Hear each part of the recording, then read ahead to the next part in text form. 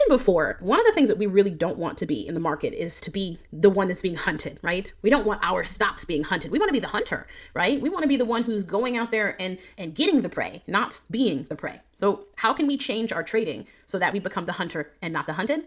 Let's take a look at a couple of things. Number one, we can allow the sweeps to happen first.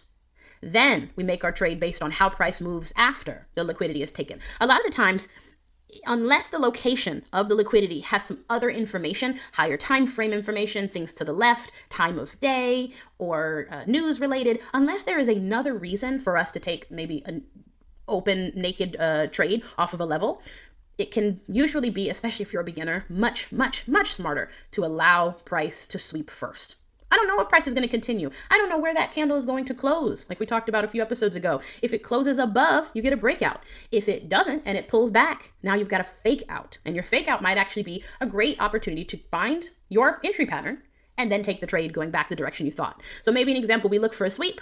We watch for it to reject, right? The candle closes back inside of that old high or low. And then we find an entry pattern that we like to take the trade with good risk to reward. Now, a lot of conservative traders, especially for beginners, will choose to wait for that sweeping candle, as I mentioned, reject, close back inside the liquidity level. Remember the importance of where the candle closes. I'm going to continue to say this. The candle closes are keys to understanding. Remember, we talked about this before. The bodies are the story. The wicks are just the damage. Do not let the wicks of these candles freak you out and confuse you on what the reality is. Where the market closes, that is what is indicative of its future movements.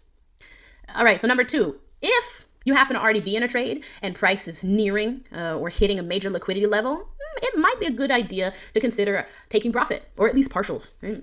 So for example, let's say we're in an uptrend and we are in a long and we're upcoming to an old major high. That's where buy side liquidity is. We know that price likes to sweep those areas and then reverse. So we might decide, okay, well maybe instead I'm going to take some partial profits into that area, because I expect price might react there. I expect price might even reverse there because they grabbed the liquidity that was sitting up there, all those stop orders for the shorts.